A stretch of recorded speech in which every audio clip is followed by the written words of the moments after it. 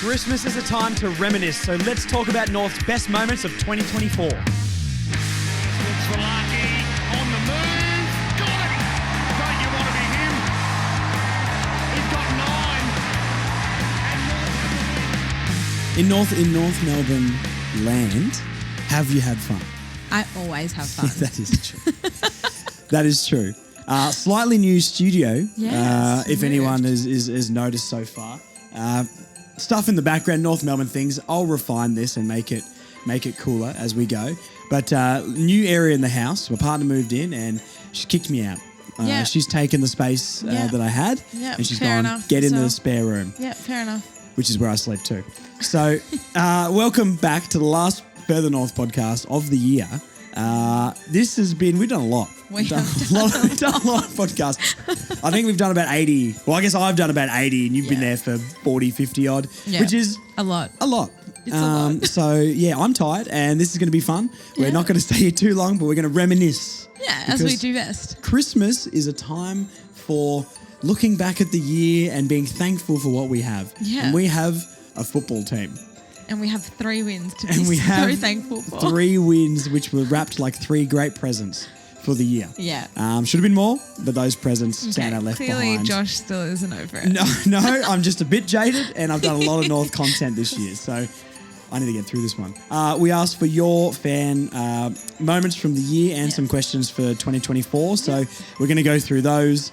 We're going to chat about some burning topics and basically just give our moments of the season. Just wrap everything up. And wrap it all up. A nice Christmas present for you guys. One last piece of North Melbourne content. Hurrah. Yeah, before we wrap up for the year, I think is... it's not a goodbye to see you later. Soon. Yeah, absolutely. We will see you guys very soon. Yeah, I hope so, unless something awful happens. But hey, who knows what the holidays will bring. That was morbid. It was very morbid, just like our 2024. So let's go into some questions straight away and some memories. I think memories first, because memories are fun. That'll get us happy, and then we can talk about North Melbourne more and keep the vibes up. Okay, let's do it. So we went to the internet, which is a place of great composure and analytical thinking. To the Further North faithful. Well, yes, not the just smartest. the internet. We went to the corner of the internet. The smartest fans of any fan base, and we know that. We don't have to debate that at all. No, of course. Harley Harbour says his favourite moment. Yes. Chom's 3 goals in a quarter and almost beating Collingwood. So 2 separate ones there. Yeah. Chom's 3 goals in the quarter. So against Carlton? That was against Carlton. Yeah, that was great. Yeah. Yeah. I was in Brisbane for that one because I was on a holiday and I was trying not to find out the score at all. Yes. And that wouldn't have been too hard up in Brisbane. Well, no, that's true. My phone was buzz. And I'm just looking at it. And I'm trying not, I'm like, oh, surely people aren't going to spoil it for me. And my phone's lighting up with Chom's kicked 3 in a quarter. And I had to stop. Me and Daniela were out at, it's like Graysland in Melbourne. I can't remember what it's called up there in Brisbane, but it was a big like warehouse full of food trucks. Yeah. And I've said, I got to sit down and watch a little bit of this. Yeah, fair enough. Turned it on and that's the exact moment we started falling behind.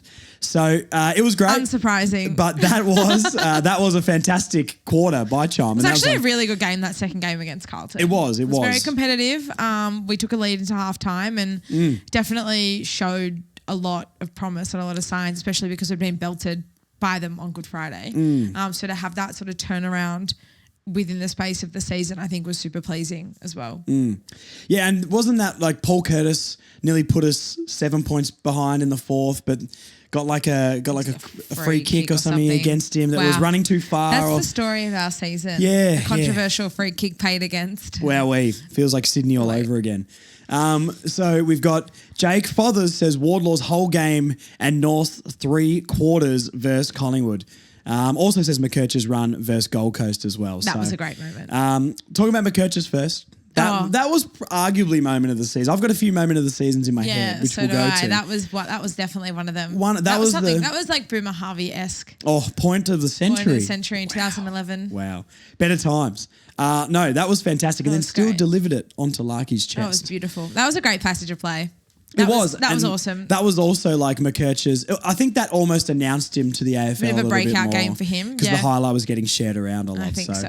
What a fantastic moment. And then the Collingwood game, we've got a few people saying despite the the result, first half. like you just said the Collingwood game, and I just got, I'm such a freak. I just got like chills up my spine. No. I'm such a freak. Imagine if we actually win, Marnie. You'd be frozen solid. It'd be It was like unbelievable. me after the first West Coast win. I think I celebrated for a week after that. Yeah. There was no coming down from that. I watched that but game 3 times. That game against Collingwood was so good. Like the result sucked. It did. Obviously. And if we had won, that would have just been like one of the best wins we had for years. Like just that first half and a bit, like just the fun and the vibes. Like I don't think I've had so much fun at the footy for so long. No, true. It was liquid football. It was unbelievable. Phenomenal. And I've said this a few times. Yeah. If that is our ceiling of what we could do ever in a whole game, we're going to win a lot of games. Oh, yeah. So we're waiting, guys. No pressure. I loved that game. Hashtag Kangaroos podcast. How good is Geordie Payne? Dean's on the Payne train. Okay. I don't know. train. Well, yeah, that was actually off the top of my head. That was Was good. pretty Good from you. Dean, if you want that one, I expect royalties, but you can claim it as your own as long as I get a percentage every time you say it. He's on the Payne train. He put Geordie Payne. He did a early best 22 episode. Yeah. And put Geordie Payne in his best 22. That's bold. Which is I like very that. bold. Yeah. But he's on the Payne train. How good is he is the question. Probably the best small forward we've ever seen at the club. Great. Yep. Sorry, Lindsay Thomas, if you're listening. Who? Never heard of him. Geordie Payne has already abolished his memory. Except if Geordie Payne kicks a goal with no shoe this year, then we can officially say he's better than Lindsay Thomas. If Geordie Payne just shows up and kicks a bag of 6 every time we play Carlton, Well, title's his. there we go. Nathan Doubly on Instagram. Oh, what a fly from Dersma. Air Dersma. Arguably, Elite moment. Arguably moment of the season as well. I think this has got to be at least top 5, not top 3.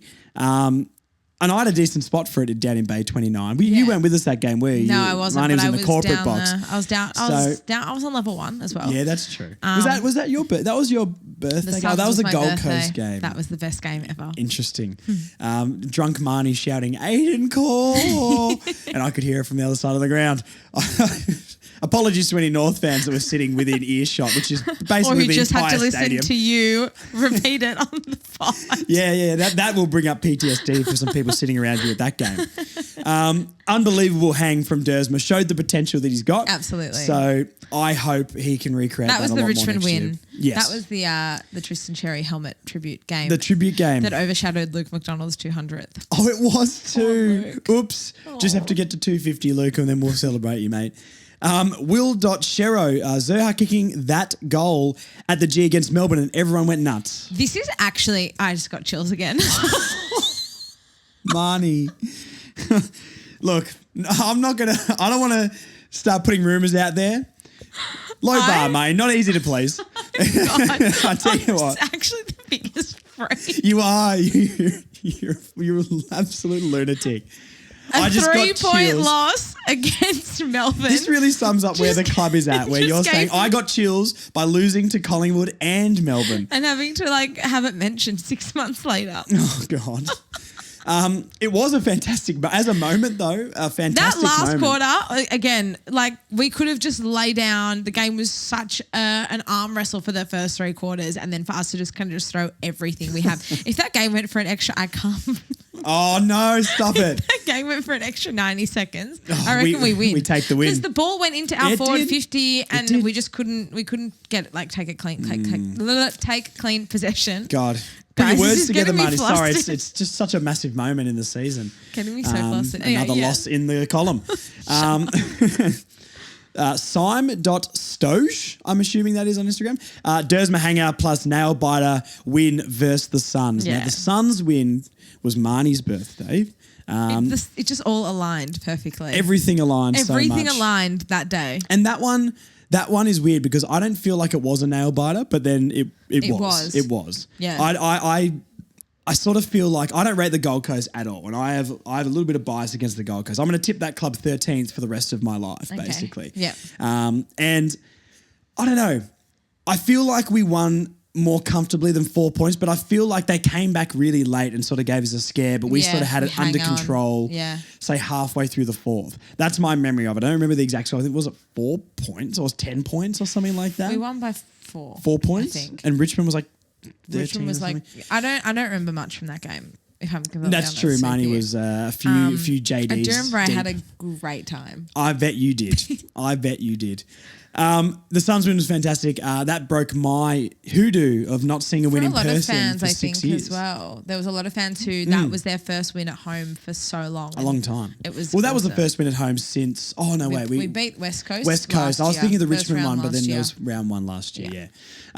Zach _Collins 1. The first win at Marvel Stadium for us this year was pretty special. Obviously, Gold Coast. So fantastic moment. Why is no one talking about the West Coast win? Well, hang on, Marnie. We've got some more. Okay, I want to talk about it now. Well, no, spoiler alert. There's one coming up. Okay, let's get to that one. Okay. Sorry. You can tell who the boss of this show is. Yeah, well, you need to settle down. Where is it? It might be one of the Facebook questions. I don't know where it is. Let's just holster that one, and we'll get there because there is one. There is one. A moment of now. This is a fantastic moment of the season. So Brighton _Isles, Jerry's chase, which I think we could, which is in that game. Yes. Right. So maybe we can tack this on. Okay, and I've just found it, so it's the next question. But sorry for this podcasting, guys. Marnie's being very stubborn. I think that was our first win. We didn't win a game before the bye. No, we're 0-11. 0-11 and we're so depressed. Thanks for reminding me. Okay, let's talk about Jerry's chase first because that was my moment of the season. I think Spoiler that's my alert. moment of the season. Yeah, that was so That if we're is talking about moments in isolation, not yes. like a game, Yeah. then that with one other moment, which I think I did see somewhere there, was up there for one of my 2 moments of the season. It was Shinboner personified. Well, that is true. Yeah. So Brighton also says Jerry's chase, Colby's pace, and the Kanga Girls Premiership race. Some nice rhyming we there. love a bit of rhyming. Also, a moment that I did forget about and feel bad for is Powell's torp for the Suns Shields game. goal. That was elite. 70 metre. Fantastic. Just break the play open and send that thing. Yeah. So those are some awesome moments, especially so the Premiership as well for the girls, which we'll talk a little bit more about in a second. And then here's your question, Mar. So Jakey McIntyre. Yes. God, good on me. Jerry starting a Biff versus Demons. Yep. Simpkin v Wet Toast and Archer's second half of the season. Yeah. Jerry loves starting a Biff. Yep. I think there was a little We bit of do niggle love in a that D's game. It was very scrappy. It was. That was a really good game. Stop talking about it because I'm Sorry, the getting shivers are back. So Simpkin versus Wet Toast. Yeah, that was a big This is your game moment, for Money. him. You wanted to talk about this game? Yeah, the floor's yours. Yeah, well, Jai Simpkin, I think his performance in that game, he'd sort of had a bit of a dirty start. Obviously came in late after the concussion in the preseason against St Kilda and then sort of struggled to find himself and just put a stamp on that game early and he kicked us off and then he ended up winning the game, I suppose, for us. Well, that's really right. stood up when we really needed him to. That was such a great win. It was a great win because we came back as well. And look, there was moments, should we have lost that lead? Absolutely not. Just like the second game against West Coast. Yeah. Like we definitely cooked it. Yeah. But, the fight to come back after being 0-11 and the fight to come back and win that game, that game nearly gave me a brain aneurysm as well. I was so angry. I was so stressed and I was just like sitting there and I was watching it with my dad and then 10 minutes before the end of the game, my mum's like, okay, we're going for dinner now. And I'm just like, look at my dad. I was like, you're leaving me now? This is time for emotional support. Yeah, we need each other now. We're about to win our first game of the year almost. Yeah, this is not a time. And you're yeeting to go to dinner. So I watched the last 10 minutes by myself and it was just an emotional roller coaster, but came out on top. Did you post the video of yourself? Yeah, game? that video got to the besties and they shared it and that was pure emotion. Yeah, that whole time. That is literally what I'm like, and you can vouch for that. Because that's literally what I'm like. That's what you like in day-to-day life, out at dinner. You'll be like this in the off season. Oh, I am. Yeah. Jai Simpkin also set the tone for that game with his first 100%. contest, and I think it was good to see North fans collectively going, Jai set the tone. He didn't even do anything crazy spectacular. It was just going in hard, the first contest, and really setting the tone for the game so everyone was up for the fight. 100%. So I think that was really good. Yeah.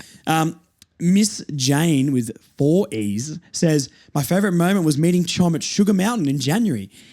He even had a boogie with me. What a guy. Is Sugar Mountain a club or a bar or something? Why are you looking at me like that? Well, you're the drinker in here, Marnie. Whoa. Well, tell that to everyone around you at the Suns game. I don't know what Sugar Mountain is. I'm Okay. so sorry, Jane. I don't know if that's a bar or a club or a weird. It's too cool for either of us to be frequenting. I don't know if Chom was at the strippers or something, but you Don't know. start that rumour. Well, Chom loves the strippers. We'll see you at the Spearmint Rhino soon, Chom. We'll do the live show there next year. God. Sugar Mountain. Well, that could mean so many things, so we're not going to dive into that. I'll let you guys speculate in the comments. Proof. Phillips. Still think the first half against the Pies was the champagne footy we've been craving. And we touched on that. Absolutely. Champagne football is the correct way to describe that. If we could ever do that for 4 quarters, we are happy days. An incredibly good side. Premiership incoming. 2025, I'm telling you. Corey Jnich. I think that says on Instagram, LDU v Tigers coughing up a turnover goal, then immediately seeking vengeance. Now, this was LDU's Chris Judd game. Yeah, it was for great. Me. Probably the Legacy best game. Yeah, the best game he's ever played. Yeah, I would say. I agree. Nothing better than his 3rd goal off his shin, which was an absolute bottle job. But he was just having one of he was on. Yeah. And that's what he can do. And I think that's what we've been waiting for him to do. Like, yeah, okay, he can get the 30 touches and the 10 clearances and whatever, but it's the goals on top that really set you apart as a midfielder in this day and age. So he definitely cemented himself. But I think it's Byron Jordan 1 says Tom Powell goal and assist of the year basically, but the one against the Suns. So that was I can't believe I forgot that moment. You know what I mean? I feel bad. Barrel. Yeah, I didn't forget it, but I think if you said what's the moments of the year, I'd be like, Jerry's chase and Simpkins setting the tone and the Collingwood first half. I think Colby McKerch's run. Colby's run. And us winning that game maybe overshadowed. No, it hasn't overshadowed it because it was a great moment, but that's maybe why. That is true. It's there's too many positive memories from that game, and Marnie screaming in the back. So that's the top of the mountain out of all of them. Matt Florence says Aiden caused huge bench press against the Pies. Now, Marnie, you take the floor. This is my moment of the season with the Sherry chase. You got to pick one. Okay, Aiden caused. It is a good moment. It was so good. Yeah. Also, Bo McQuarrie is not a small guy. Like, he's pretty beefed up. Yeah. It was so good. And he just disposed of him like a rag doll. That's, very, very. But okay, hold on. While we're talking about Aiden Core, the ankle breaker, selling of the candy. There was a lot of candy. There was a lot of candy sold. There was one against the Saints. Naz. Naz? Yeah. What's his name? Wanganang. Wanganang Millera. Wanganang Millera, yeah. I just call him Naz. It's just easier that way. Is his name Naz? His nickname's Naz. Is it? Nasaya is his name. Oh, okay. Nasaya Willera Wanganang, whatever it is. Okay. Nasaya Wanganang Millera. I think his name is, Bang, done. That guy. Also known as Wanganang. Do you now know why I call him? Are you thinking Bangarang by Skrillex? Do you now know why I call him Naz? Can I just say, if anyone has the ability out there to do a Bangarang remix, but with Wanganang. No. I'm not even going to entertain that idea. Sorry, please go on. There's a lot of time in the off season for those. No. It's just this is deep off season. That was definitely his candy. That opened the candy shop. It did, and it's been open for business ever since. 24/7 candy. Love it. That was the first. Did he do this?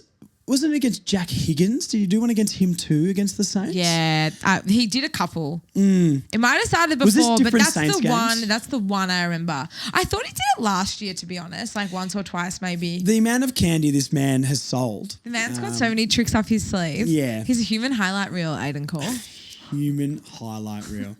Okay, we're going to go over to some Facebook ones here. We've got a couple of questions we might throw in here as well, just for continuity's sake, because people have asked a question and given a memory. Greg Selby says, who was our best defender this year? Which we know what Marnie's going to say. And his moment is Core's big fend off as well. So if we're going to exclude Aiden Core from that, because we know what you're going to say, who's our best defender bar Aiden Core? Like, you could make a case for both Charlie Comben and Jackson Archer. My head wants to go Chom, but I do think his defending stats weren't fantastic. I think his intercept stats were really good, and he gave us such a spark. He did spend a bit of time up forward as well, sort of pushed up the ground. A little bit, but like 2 or 3 games. But like, I just think his one-on-one success in defense wasn't fantastic. So if he can tune that up, I absolutely think so. I think I'll go. I mean, I can say Aiden Core, I guess, but I think I'll go Archer. Core would follow that because I think he did well locking down opponents. I think Core had the most consistent season over all of the defenders. Yeah, it was Jackson's second half of the year was But unreal. I think Jacko, the way he built into the season was phenomenal, and I think the way that Charlie Comben just adapted straight away was also incredibly impressive. And don't get me wrong, like Charlie Comben had an awesome season. Oh, fantastic so season. did Jackson Archer, but I think if we're going to talk consistency, like Aiden Core had maybe 1 or 2 like off games, but for the most part he was like a very solid 6 out of 10 or more. Surprised you didn't say Darcy Tucker, to be honest. Nick Walters says, and this is a paragraph here, so hopefully I don't butcher this. Nick, thank you for writing in, mate. Favourite moment of the year? Well, I only went to 2 North Melbourne games this year, but we won both of them. Maybe I'm a good luck charm. You better go to every single game. No excuse you live in Perth, mate. But that means we're going to win both games in Western Australia next year. Great. Both had significant meanings in their own right. Our first win of the year against West Coast after 11 losses, giving us a bit more confidence. We played well for the next few weeks after that.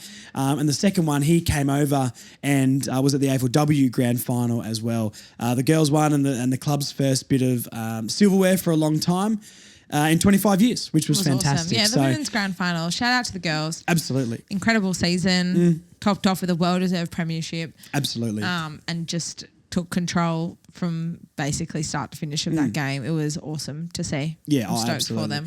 Yeah, I had such a good time at the game. Once again, my only gripe with the entire game was why are you facing the trophy ceremony away from the fans? Yeah. We paid to be there. People who pay for telly don't. Yeah. So we should get that priority. Be better next year, please, AFLW Please. organisation. Yeah. But the team, fantastic. Amazing. Loved getting to know Tess, coming on the podcast twice this year, and Sarah giving some of her time as well. Everyone who plays in that team is an absolute legend. I don't know. They're all so the friendly best. and They're awesome. yeah, I don't know. They're just like us, but are better at football, you know? Yeah. We've got some questions that we'll go to now. We'll go to some Facebook ones. Matt Cooper says, who do you think had the most underrated year in each part of the ground? Each part of the ground. So let's go defence. Yeah. Who do you think was underrated? So Chom got his props. You know, Archer got his props. Who had an underrated year in the back line? I can't say Aiden Core. That's wrong of me. I hype that man up like it's my full-time job. Exactly. But who I do you say reckon? Aiden Core. He doesn't get the he doesn't get the praise he deserves. Do you think he sort of did through the second half of the year? I think I think people sort of came around on him a lot. Not for you, Marnie, but you're never satisfied. We know that. I don't know. I think the one I sort of want to put in because he played off half back the whole time. Mine's actually Colby McKercher. Okay. I think he was the best first year player in the league. And I know I'm a North fan and I understand that that's easy to just shout bias to that. Yeah. But honestly, 3 or 4 37 possession games. Yeah, crazy. Averaging above 26, 27 touches a game. He had a great year. First year, elite disposal. His efficiency by foot was 85% plus nearly every game, you know, and then the moment where him and Harley Reid played for the first time against each other, pick 1, pick 2, Colby got no hype whatsoever, had 37 on the day, 9 rebound 50s and like 89% by foot. Yeah. Harley Reid took a hanger and had 12 touches. Yeah. And it was all about Harley Reid. So I've got to say Colby McKercher. I know he's not necessarily a defender, but he played in defence, so I'm going to stretch it and do that. Okay. Do you have anyone? I honestly, you could say like a Luke McDonald or a Zach Fisher as well. I know people are going to be furious I don't at think that. either of them though. I don't think underrated. Yeah, I actually think Darcy Tucker probably. I mean, actually, that's a great shout. He's not like he's a hybrid between playing off half back and then pushing up onto the wing. But I think his consistency. He played every game this year, or just about every game. So he's a very consistent performer. He's never going to be flashy. He's a role player. That's what he does. I just loved the season that he brought. He's really tough as well, and his tackling has really added something to the side. But like I said, he's never going to be the flashy guy. I also don't know if he's a long-term solution still. Like I do really like Darcy. Like as a person, I like what he brings to the team. Do I think there's room for improvement? Yeah, of course I think there is. But I like what he brought to the side. Early shouts are he's already tearing up the training track. As he was this time last year. So let's just see that. And so was Zerha. See that next season. Midfield. Who do you think had an underrated year? I struggle with this one. I think Tom Powell. Yeah, I think it's a similar thing with Aiden Core, right? Like I think he definitely got praise. Well, he got at the start. He was our best midfielder. Yeah, and I think he definitely did get that. And he, again, played just about every game, so really cemented his spot, really made a massive difference. So he'd probably be the one for me, I would say, just because I think he's in and under work, maybe was underappreciated at times. I think because he burst on and he really took us all by surprise in that first sort of 5 to 6 games. Yeah. And then continued to give us a similar output, but we just, again, it's like what you get accustomed to. Like Harry Sheasel moving into the midfield just added another, level.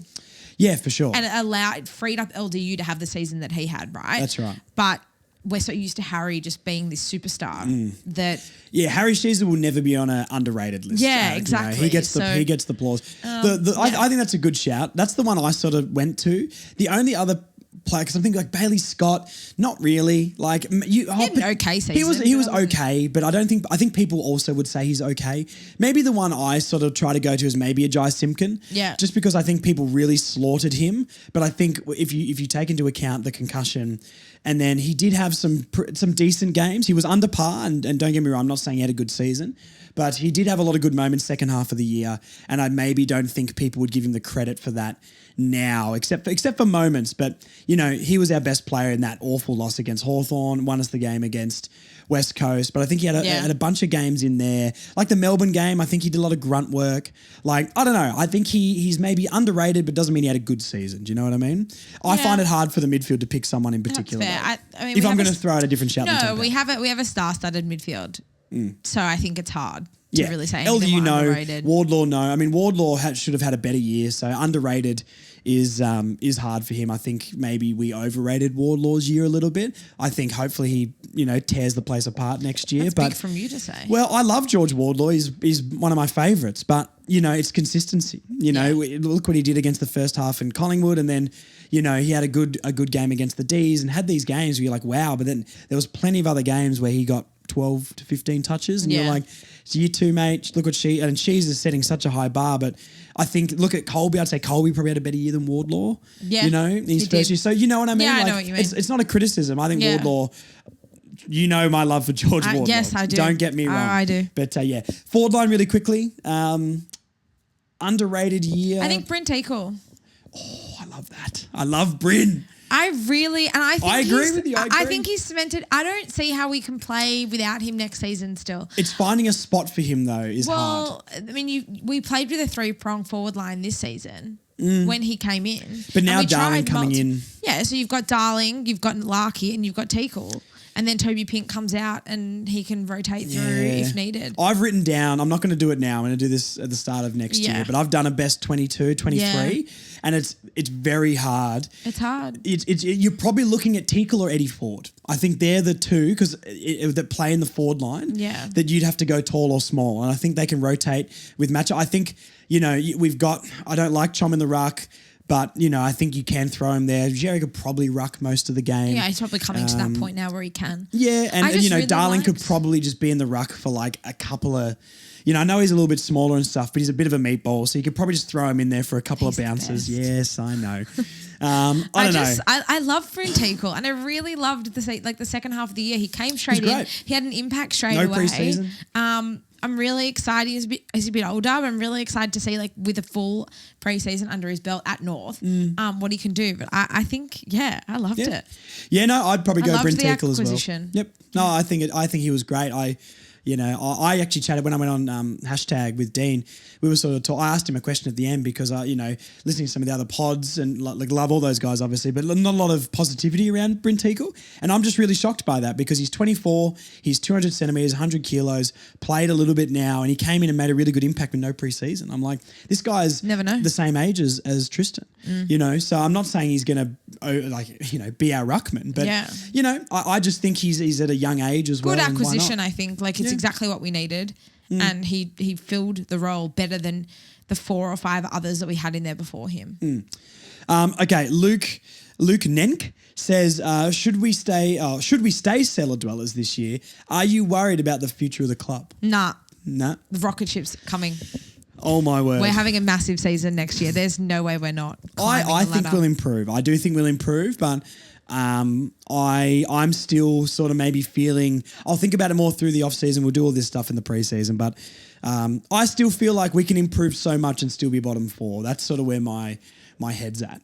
So I know winning the flag. I know. Well, I've said that so many I know you hate that, but if we are cellar dwellers, I think it depends in context. No, I think it's a big difference between like being in the bottom 4 and winning 6 or 7 games and being bottom 4 and winning 3 games. Well, but that's what I was sort of about to say is like, you know, I hear a lot of people talking about we have to be out of the bottom 4. Adelaide were not, with 9 wins, were bottom 4. It's crazy. So are we really going to triple our wins? And even if we do still be bottom 4, I know it might not be the same threshold next year, but that is the reality. We can only go off what happened last year and assume it'll be something similar. So, you know, I think if we get 7 or 8 wins and are 16th, I kind of think we need to look at the amount of wins we get and not the ladder position. Yeah, it's not about the ladder position. I don't think. I agree. And I think but in my mind, like the moves that we made in the trade period and the draft period, for me, just signifies the club thinks we're ready to go. Yeah, I agree. And I'm all aboard. Like, I'm driving that train. Okay, Brighton Isles has asked. Oh, sorry to cut you off there, Marnie. That's all I had to say. We got It's more fine. questions. Sorry. So Brighton has asked about 4,000 questions to us. Thank you for your input, Brighton. But we've only picked a few. In one word, how would you describe North's 2024? Underwhelming. See, mine was mixed Okay. because I think we had such high moments, Yeah. but such bad. It was a bad season. It's a tale of two halves. Like, But it doesn't feel as bad as it was. Like, do you think 2024 felt as bad as 23? I think no way. No, but I think we were part worse of, in I a lot of think categories. Part of that is because the first half of the season was a complete write-off. We didn't win a game. That's true. We didn't get close to a side in the first half of the season. So when you look at it in isolation in the second half, the second half was good, and we really challenged quite a few teams, and we had obviously had the 3 wins and all that sort of thing. But I don't like.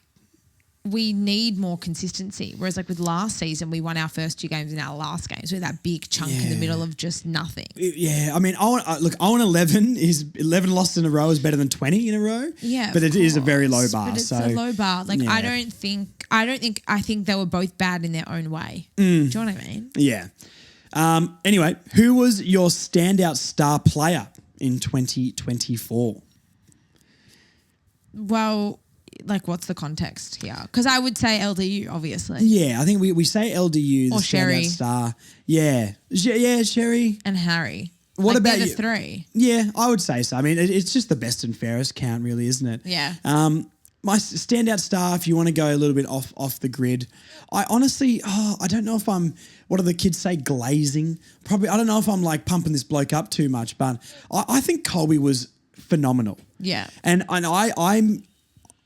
I can't believe how much people don't, like they did that 22 under 22 and he wasn't in it. Yeah. And I'm like, did you watch this bloke play? Well, I mean, do they take injury? Like, he missed a bit of footy through injury. Oh, yeah, but there'd be plenty of blokes in there who play for the Pies or someone who probably got injured half the season as well. That's the same old tale. Yeah, I just think it's crazy. You know, I'm not. I think he was the standout for me. I think every game he played, he was so good. He never had a bad game. Yes, he had 4 or 5 weeks of injury. Yeah. He was so good. I don't even think some North fans realise how good he is. How good he is. Like, Well, we're talking Shees levels of good. Yeah, I don't know why he doesn't get the praise that she's had. And look, was he as good as Shees? Or maybe not as good, but geez, like I said, I think he had a better year than Wardlaw. Probably more consistent, maybe just not as many highlights as Harry had in his first year, maybe is the difference. The eyes are on Sheasel though, you know what I mean? Like, he's always going to get that. But look, he would be mine if you want to go off the grid. If we go off grid, I'll say Paul Curtis. Yeah, that's a good shout. I Probably. was going to give him a shout for underrated for our forward line. I don't think he was underrated. I think he was always in it. He was a fire starter a lot of the time. He had some really great moments, but his defensive pressure and his tackling pressure, I think, is an underrated element of his game, which was awesome. So and he is a spark as well. Like he just needs the consistency. Well, I think if Bull can pull finger and have a better season next year, then that is obviously going to take pressure off. Yeah. Curtis. Well, and Zaha not having to him play that key forward role as well. Yeah, exactly. With your man playing up there.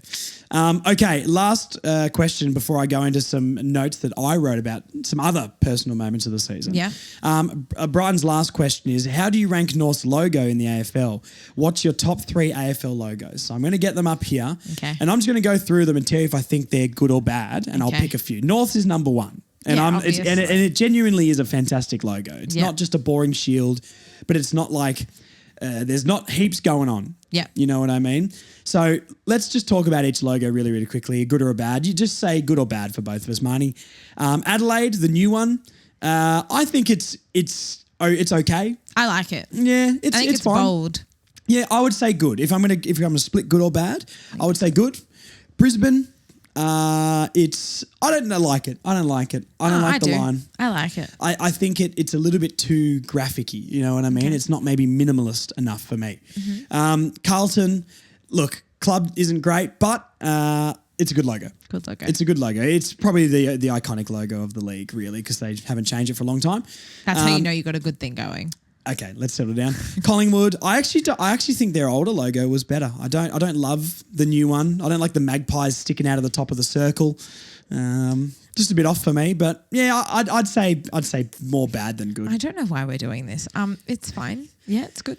Essendon. I don't have thoughts on logos. Well, okay, let's rapid fire this. Essendon, don't like the club, but I actually think the logo's pretty good. It's cool. I don't think any of them are bad. Don't you? Nah. Really? Okay, so I'll rapid fire this. So Dockers, bad. Cats, bad. Suns, bad. Giants, good. Hawks, bad. D's, good. North, great. Power, bad. Richmond, good. Saints, bad. Swans, good. Eagles, good. Dogs, good. Like, how can you have so many thoughts on a logo? Because I'm just looking at them and being like, I hey. have none. Okay. Sorry, Top 3 everyone. logos then for me. Norths, obviously. This has nothing to Carlton. do. No. This has nothing to do with the football club, but I do think Essendon's logo is very good. Mm-hmm. It's in the top 3 for me. Too bad they can't win a final. And too bad for who? Them and no one else. Yeah, absolutely. we'll win one before them. And I really like Sydney's. I like Sydney, so I'm going to go the Swans. Swan. What a fantastic segment. Okay, that sounded me. No, I like talking about the logos, but you went into it, so we'll go. I just don't get it. I don't get the discussion point. Okay. Anyway, some of my moments of 2024 that people may not have said. Our first half against Fremantle. Yes. That was North Ball. That was. This was when we were in full North Ball mode and we were like, oh my God, we're going to be... Unreal. That was another George Wardlaw masterclass in a half of football before Luke Jackson decided to take the piss. That was a fantastic moment. It sucks that we're picking halves of games, but hey, that's where we're at. Chom breakout game in defence versus Brisbane. Yes. And that was the one where he came out and did the interview after and we were like, that's that was his leadership. first game of the year. Yep. And gather round. Yep. That was his game and he just sort of... He was so good, intercepting, and his interview after the game was fantastic. So first game seeing him in defence and being like, wow, we've got a player here. Yep. So that was really cool. I'll never forget, the streets will never forget Dylan Stevens' last quarter against the D's. Oh my God. To nearly win us the game. That you go to sleep at night and that's all you ever think about. Absolutely. I've got my Dylan Stevens badge. Look, 11 touches in the last quarter and a couple of assists. Nearly dragged us back over the line. Him and Zerha. Let's not think Zerha did it on his own. You know what I mean? Yeah. Archer's lockdown job on Bailey Fritz. Mm-hmm. Fantastic. That was the Archer breakout game. That was phenomenal. Yes. And Vicky Wall becoming... my favourite player to ever exist on the planet in Australian rules football. They're all the moments. Do you want to add any other moments? Yeah, I do. I've got a few myself. I can't believe no one mentioned the Jaden Stevens second half against Richmond. Of course. Jaden Stevenson. Goal on half time. Oh my God. And shame because he's retired now, but oh my God. He had the worst first half in history and he came out and he was a really important part of of that win against Richmond. He was. That was elite from Jaden Stevenson. I can't believe no one mentioned that. Yep. Nick Larkey's the first game against West Coast, and then his game against Collingwood. He kicked 4 goals in the first. Like 9 goals. He kicked 9 or 10 goals in a 2-week period, which was just phenomenal. So I thought that was an exceptional yeah, because Larkey kicked one right in front of Bay 29. He's looked at us and pointed to the sky, and we're like, we're on here, baby. Yeah, Let's so go. good. Little did we know what was about to happen. Toby Pink's opening quarter against Sydney kicked a couple of goals. Toby Pink 2 goals, of course. Toby Pink breakout game. That was awesome as well. And then in that game against Geelong in Hobart, we had Chom and Zerha both Chom's take hanger? hangers. They were also great moments. So there are probably a few for me in terms of the women. Bella Eddy's game in the qualifying final against Adelaide. Of course. She's my favourite. And that was, listening to Gimme, Gimme, Gimme blasting through the speakers at Icon Park was just top tier. And then I think just Hugh Greenwood. Just in general. I mean, us, like, personally, as friends, we've become such good... Oh, my God, I got one more after that as well.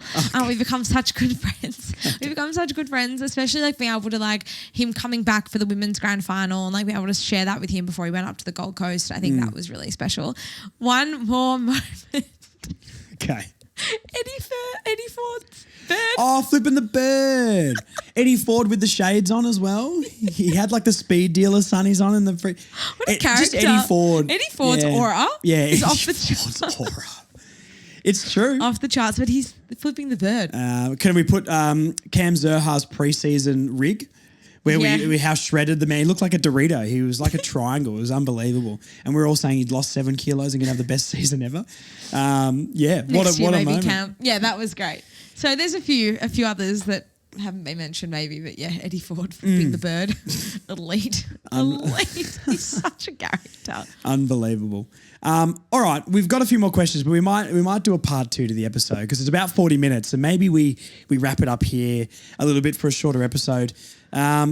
So I think we do that. Yeah. Yeah. Are we going to stay and? Yeah, we might do another. Maybe I'll do a part 2 to this episode or something like that. I'm just thinking I don't want to release one that's going to be an hour and a half to the people out there. This is very casual podcasting, guys. Yeah, we're just going off the cuff here. This is I mean, we're going to do maybe 2 in a row or something like that. But last one of the season, so we'll wrap it up anyway.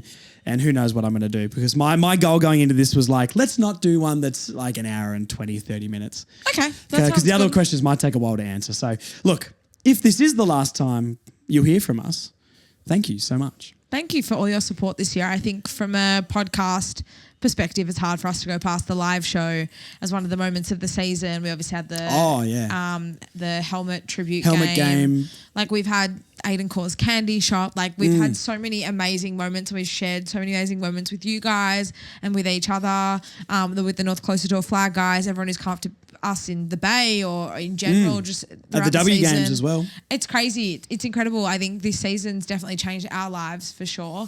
Yeah, it grew so much and people know our faces a lot. And hopefully we have all of you guys on board once again next season for an incredible season, for a rise up the ladder, which is going to happen. It's going to happen. Just put it out there. Yes, I'm on board as well, Marnie. Yeah, look, maybe going to temper expectation a slight bit, but my heart says prove me wrong, North. You know what I mean? You heard the man. Yeah, prove me wrong, please. I need this. Have a Merry Christmas and a Happy New Year. And stay safe, whatever you guys are doing during the holiday season. We can't wait to see you again next year we're only a week and a half away from a new season. Yeah, no, absolutely. What do you think Alistair Clarkson has on his Christmas list? A premiership. A premiership. And a Jack Darling Coleman medal. Or maybe that's mine. Wow, that's yours for sure. Yeah. That's for sure. Yeah. Merry Christmas, everybody. Thank you for listening. I can't believe so many people like the pod, and thank you for your support through the year. And I'm going to take a break. I'm going to put my feet up, go down to Tassie, eat some seafood, and then come back in the new year, and we're going to be bigger and better than ever. Can't wait. Which is exciting. So thank you guys, and be safe over Christmas, drink too much, and have fun. Bye. Bye. See ya.